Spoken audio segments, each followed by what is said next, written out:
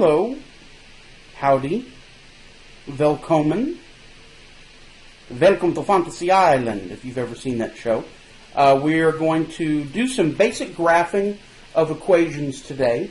First example, determine whether 2, 13 and -1, -3 lie on the graph of 10x minus 7. Now, there are two ways that you can do this. You can graph y equals 10x minus 7 and then plot the points and see if it falls on the graph. Or the more simple solution is simply to plug it in.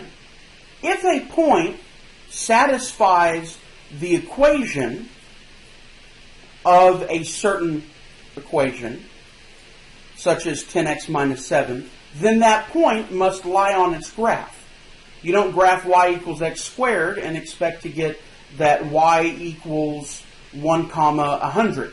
You don't graph the basic equation y equals x and expect to get that 2 equals 6. Why? Because it doesn't lie on the line. It doesn't satisfy the equation. So what I should be able to do is simply employ the wisdom of that wonderful Glade commercial that says to plug it in, plug it in. So that's what I'm going to do. And let me get out a pen here because it's not wanting me to ink. Let's try blue today. Sounds like a blue kind of day. So, graphing the first one for A, I get y, or plugging it in, sorry, equals 10x minus 7. So if I plug in 2 and that point lies on that graph, then my y value should equal 13. So I say y equals 10 times 2 minus 7. Y is 20 minus 7. Y is 13. So the answer is yes, because 2, 13 is a solution of that function. I can plug it into that equation, plug in 2 and get 13, or plug in 13 for y and get 2 for x. Let's take a look at the one on the right. B, -1, -3. Okay, plug it in. Y equals 10x minus 7. Y equals 10 times -1 minus 7.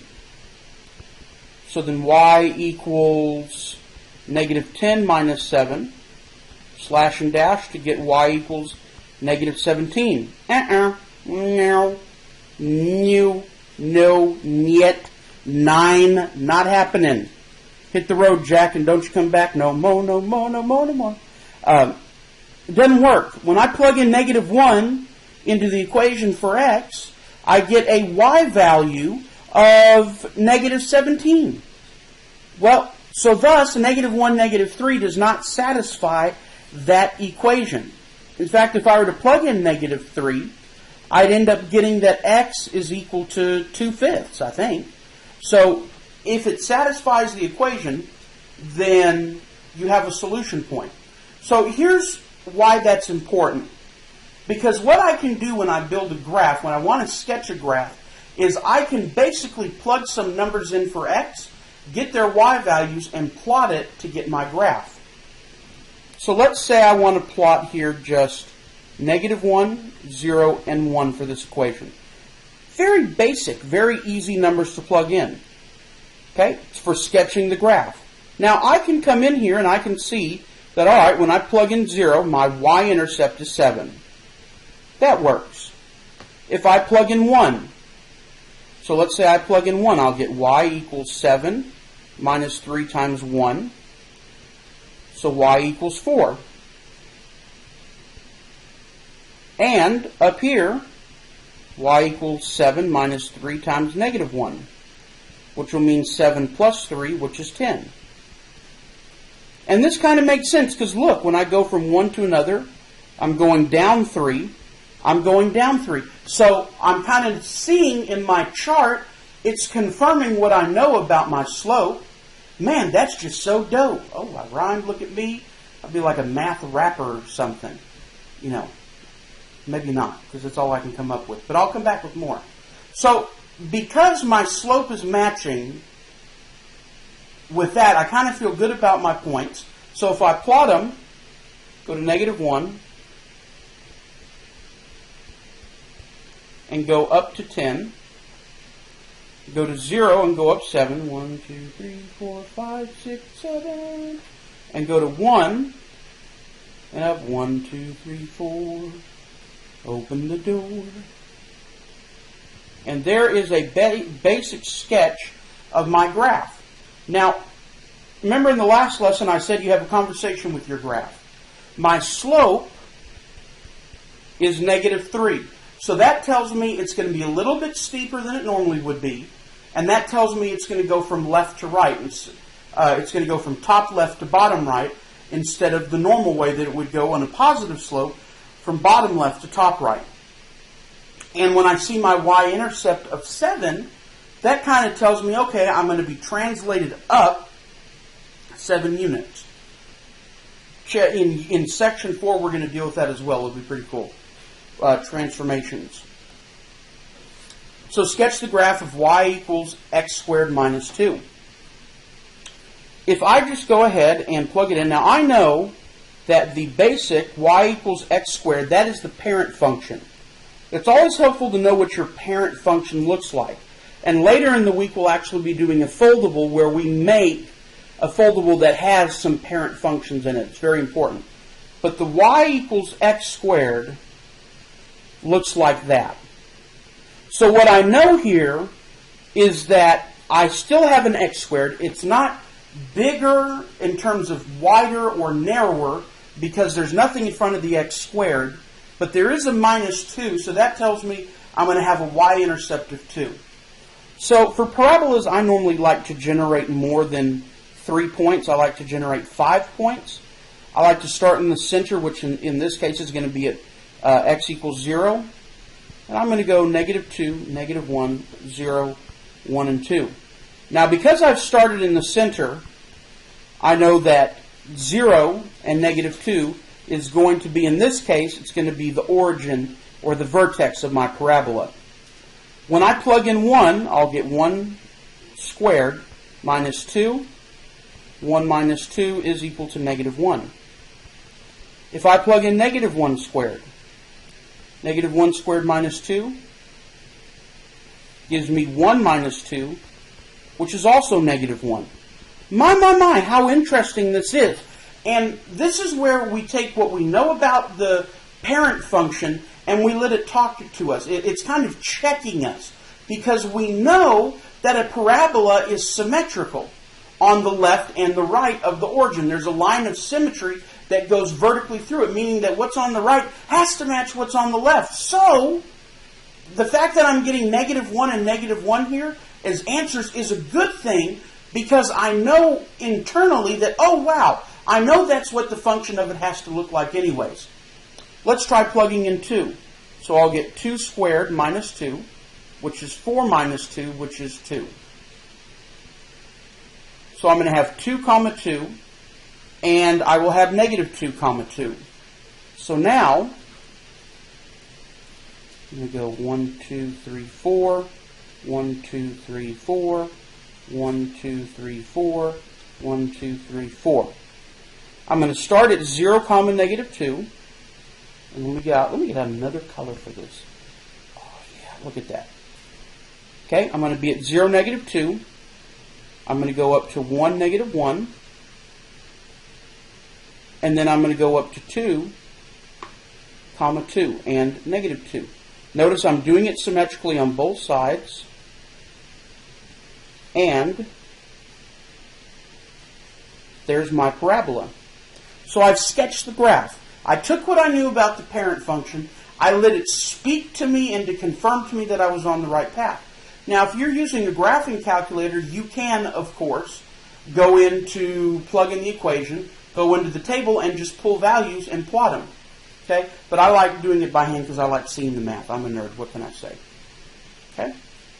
Find the x and y intercepts of the graph x cubed minus 4x. Wow. That's a lot of fun. So find the x and the y intercepts. So I could do this a lot of ways. I could come in here and I could decide, okay, I'm going to graph it, and I'm going to let the graphing calculator tell me where to be. Or I could come in here and I could look at it and see, do it algebraically. What I'm going to do is let's look at the parent function. The parent function is y equals x cubed, and that parent function graph looks like this. Now remember that for every exponent that I have, that means I have a maximum number of roots that'll work for that. So for an x cubed graph, I have a maximum of 3 x-intercepts that are real. We don't do imaginary numbers in PreCal. We don't cover that. We don't deal with it because it's really not necessary. You dealt with that in Algebra 2. We're done with imaginary numbers. Okay? I have never liked them. Anyways. So we know right here, based on this equation, we know that we could have, whoop, that's the wrong button. Oh boy. Okay, we know that we could have a total of 3 real zeros. Okay, with me so far? So I'm going to make a table. I know that if I plug in 0 here, if I plug in y equals 0 cubed minus 4 times 0, that I'm going to get 0. So at 0, I will have 0. That makes sense. The next thing I notice is that if I write my equation, I'll write this in a different color since I'm doing different work, that I can simplify this. Now, you learned this last semester in the second semester of Algebra 2. You learned this. I know this because I tutored people from Algebra 2 and I saw their work. And you can, when you're determining the roots of an equation, if you have something that's factorable, you should always factor it out. In this case, I can factor out an x to be x squared minus 4. So if I set each of these to 0, I'll have x equals 0 and x squared minus 4 equals 0. So when I add 4 to each sides, I'll have x squared equals 4. And when I take the square root of it, I'll have that x equals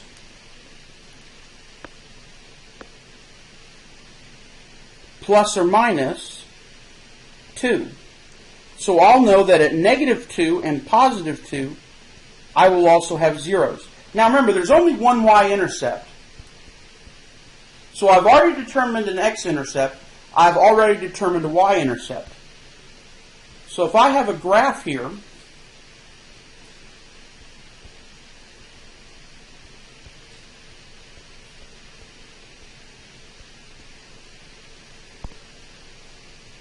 and I start plugging in, so let's say 0, 0, and I start plugging in 2, 0, and negative 2, 0. Now I need to figure out what's happening at 1 and negative 1. Okay?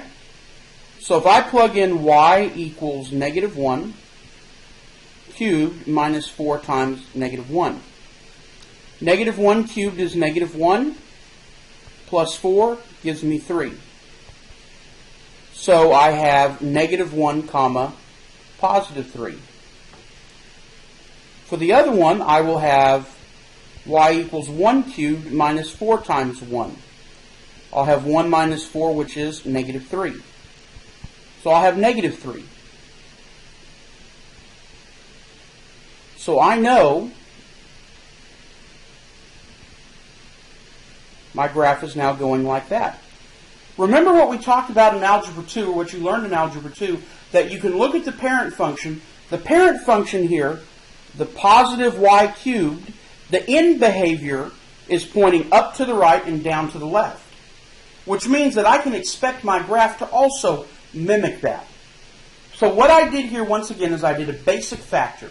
I pulled out the x, and I was left with the quadratic that was very easy to factor and find. So I found my 3 x-intercepts. Once I found my 3 x-intercepts, I looked to see where I possibly had some gaps, and I used that information. I plugged in the X values to simply build a table with the number of points. Now, I could have ignored all the information on the right and just not factored it and plugged in 0, see what it got me. It got me 0. Plugged in -1 and gotten 3. Plugged in +1 and gotten -3. And then plugged in 2 and gotten 0, and -2 and gotten 0, and built my graph that way. But when you learn to let the graph speak to you and you have the conversation with the equation, conversation, equation, kind of rhymes. Pretty cool. When you have that conversation with the equation, you let it speak to you, and it will tell you how to solve it. Okay? And that concludes today's lesson.